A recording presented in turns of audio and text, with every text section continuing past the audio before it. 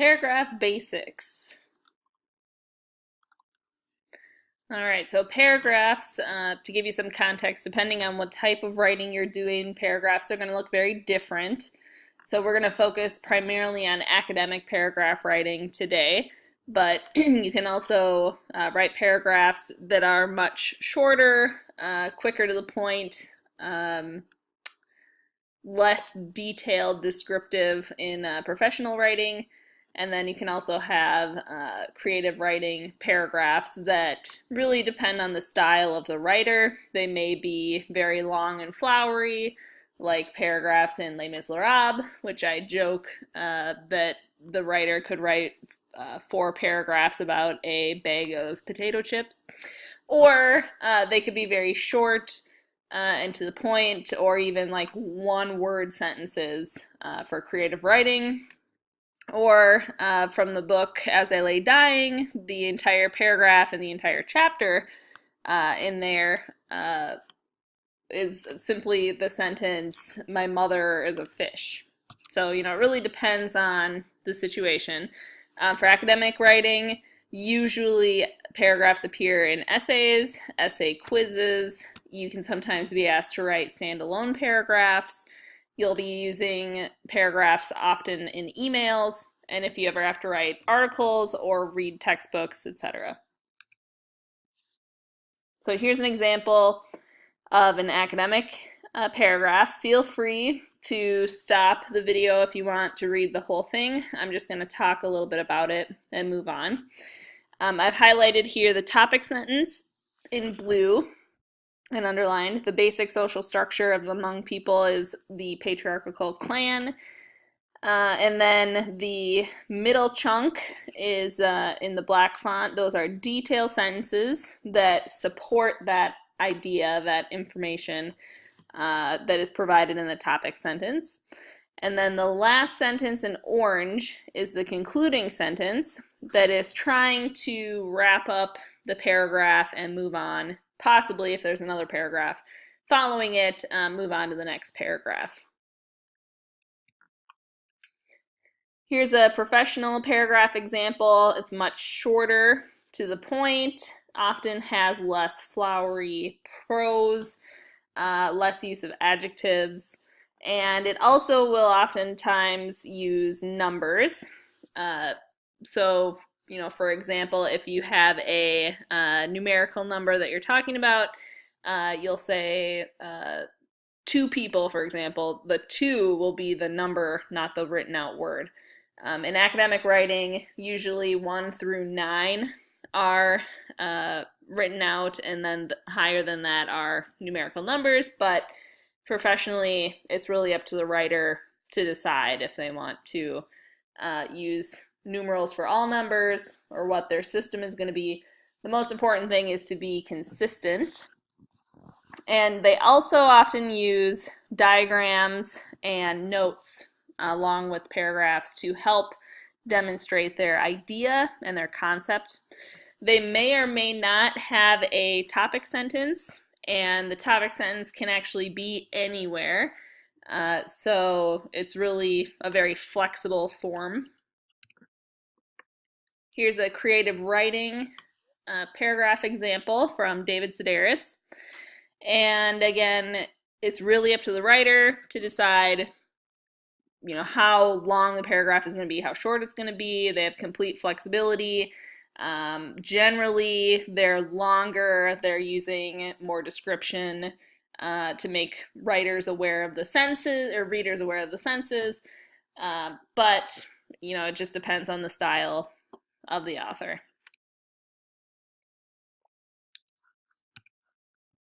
So why do we use paragraphs?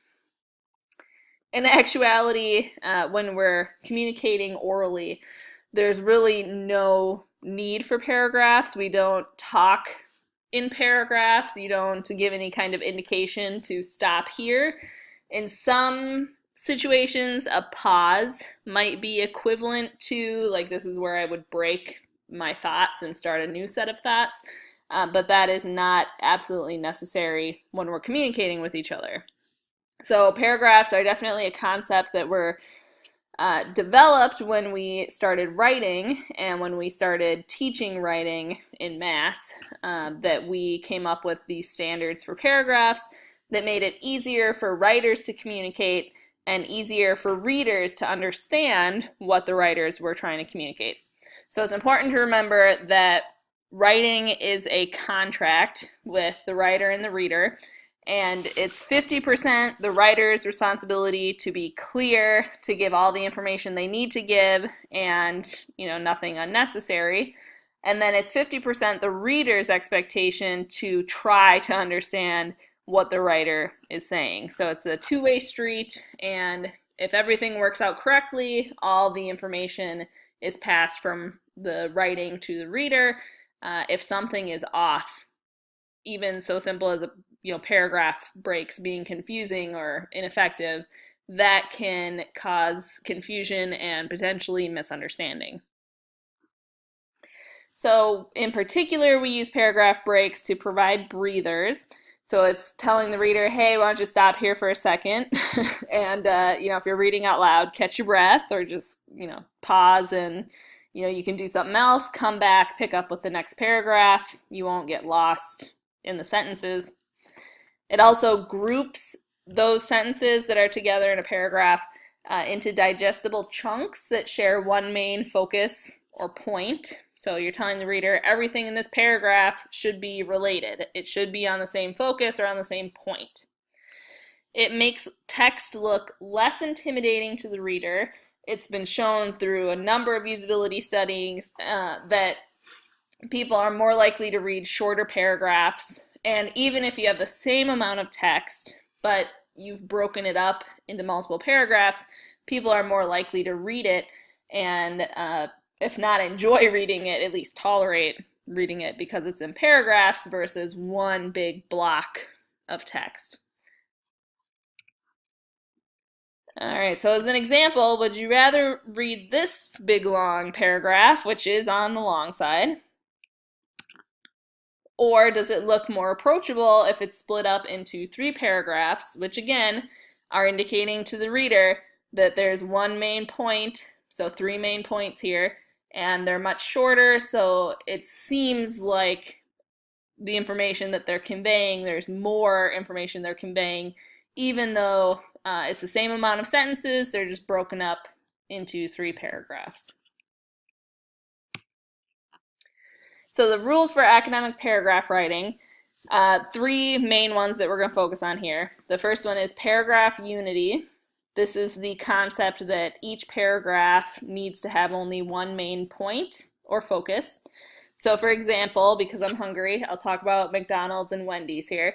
If I'm talking about hamburgers, and I'm talking about what my favorite hamburger is, I can talk about McDonald's, period, in one paragraph. I can then talk about a Wendy's sandwich as being runner-up in another paragraph, separating those 2 topics out. I can only bring both restaurants together if that's indicated by my topic sentence or my main point. So for example, if I'm comparing McDonald's and Wendy's, and my main point is that I prefer McDonald's over Wendy's, then I can bring them together in one paragraph, but I will, of course, then have less information on each restaurant, each hamburger.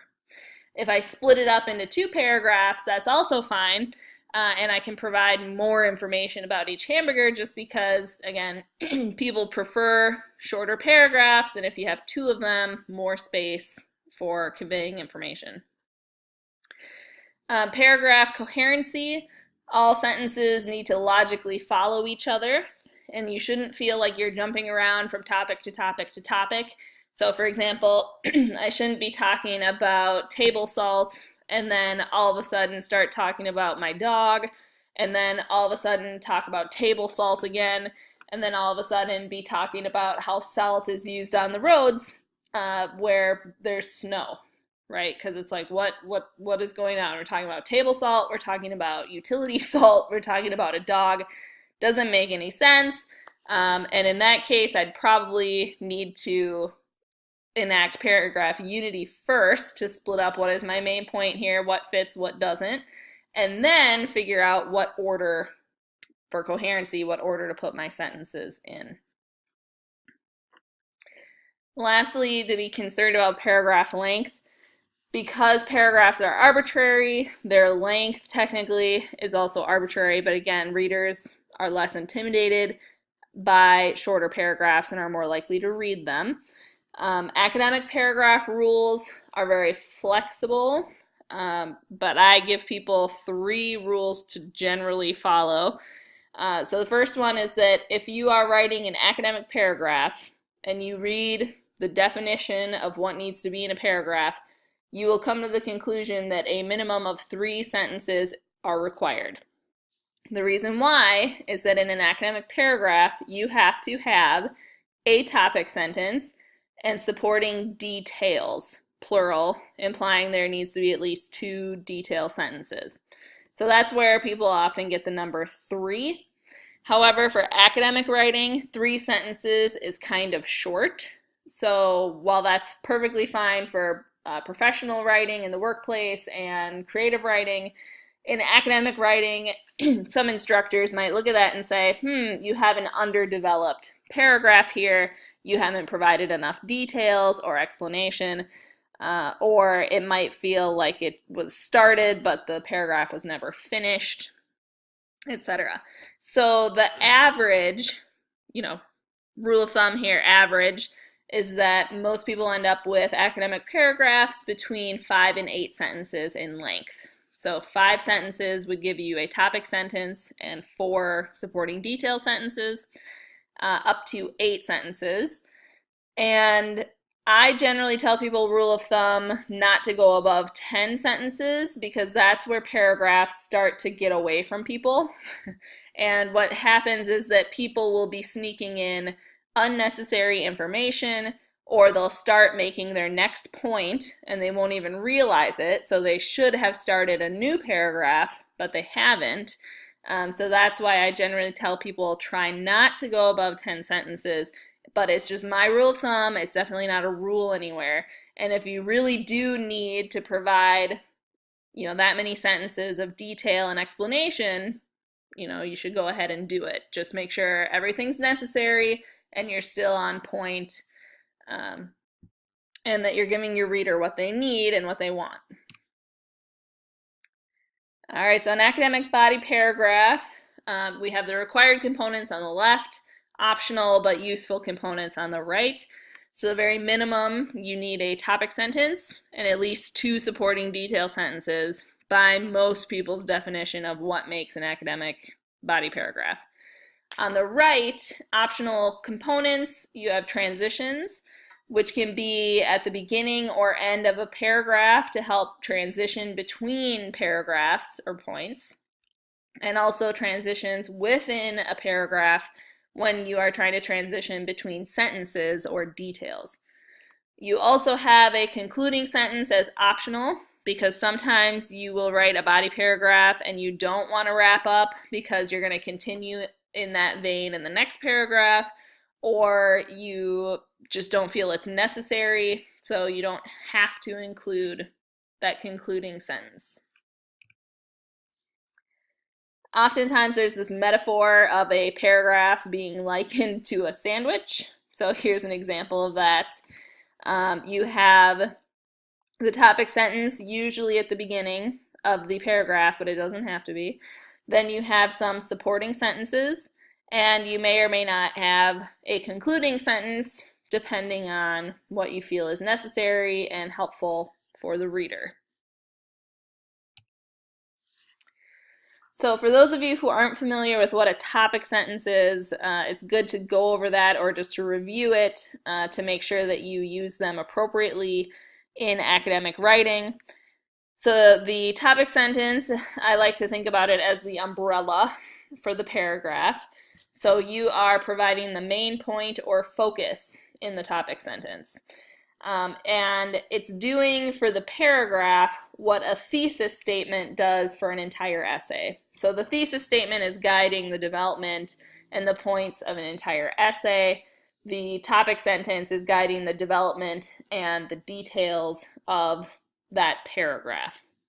It has to be a complete sentence, right? Because in academic writing, every sentence needs to be a complete sentence. It helps readers most when it's at the beginning of the paragraph, so the first 1 to 3 sentences, because then you let the reader know, this is what I'm talking about, here's information. So it's best to give people that warning, here's the point I'm trying to make, before giving them details. To give you an example, if I said, humans and bananas share 50% of their DNA, you might be really confused as to what you're supposed to do with that detail until I give you the topic sentence. So if the topic sentence is that all life that's been found on Earth is related, then you're like, oh, okay, yeah, so we're 50% related to a banana as far as our similarities in DNA. Got it. Okay. But without that, you might be like, what is this person talking about? Okay. However, if you can't put the topic sentence first because it just doesn't fit, or you want to put it in the middle, or you want to put it at the end to reinforce the information you just provided, you definitely can. It's just that we usually find it more helpful at the beginning. You need to make sure that your topic sentence is broad enough to cover all of the supporting details that you want to include. If you have details that don't fit, you either need to cut those extra details or move them somewhere else in the paper, or you need to revise your topic sentence so that all of those details do fit. It needs to be specific enough and clear and sufficiently supported by all of the supporting sentences. So it needs to make sense what you're trying to say. This is what my paragraph is about. Here are the supporting details. If they don't match up, again, you either need to revise the topic sentence or the supporting details. It needs to provide a clear link to the thesis statement, so it needs to link back and somehow develop what the thesis statement is talking about for the paper. And in an essay, it can also function as a transition. So if you are trying to transition from a previous point into the next one, either at the beginning of a paragraph or at the end of a paragraph, that sentence can do double duty. It can help transition and give the topic sentence at the same time. So if you would like to pause the video, again, feel free to do so here. I'm not going to read this out loud to you or guess how long it might take you to do that. But this is a paragraph that has a lot of supporting detail sentences, so facts and impressions about Jason.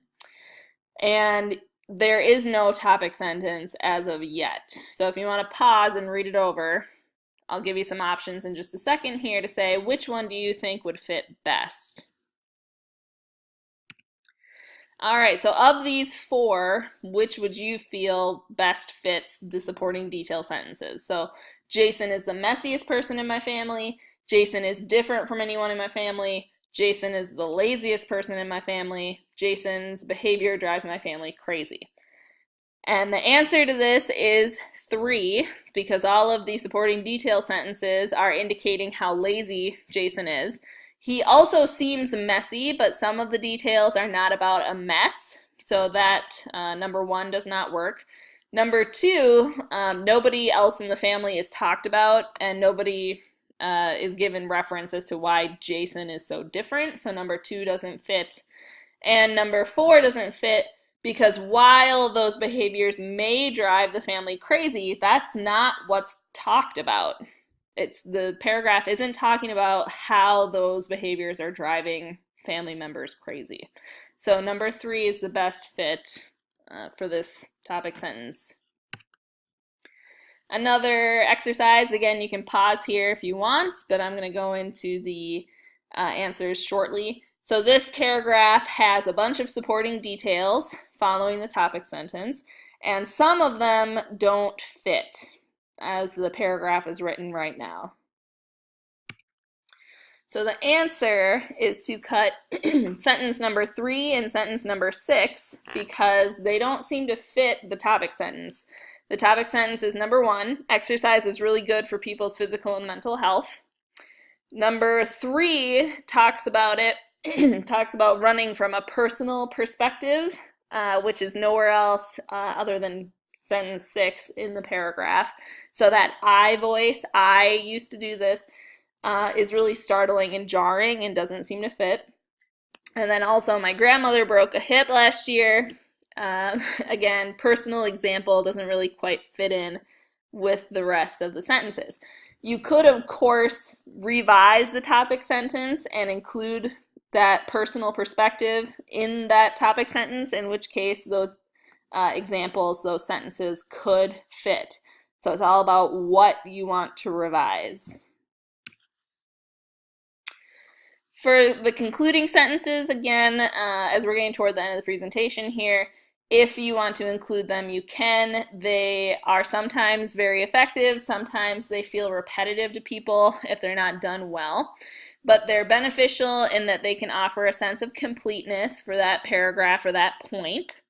One way to go about creating a concluding sentence is to answer the so what question. So after reading all that information you've provided, the reader might be like, okay, so what? And you would want to indicate with that concluding sentence, this is why it matters. This is what's important here. You could also try to connect that last bit of information, the last supporting detail sentences or explanation in that paragraph back to the topic sentence. Because sometimes you start with your topic sentence and you meander, and by the time the reader gets to the end of the paragraph, they might be like, wait, what was the point? And that concluding sentence can bring home, again, what the topic sentence was trying to get at.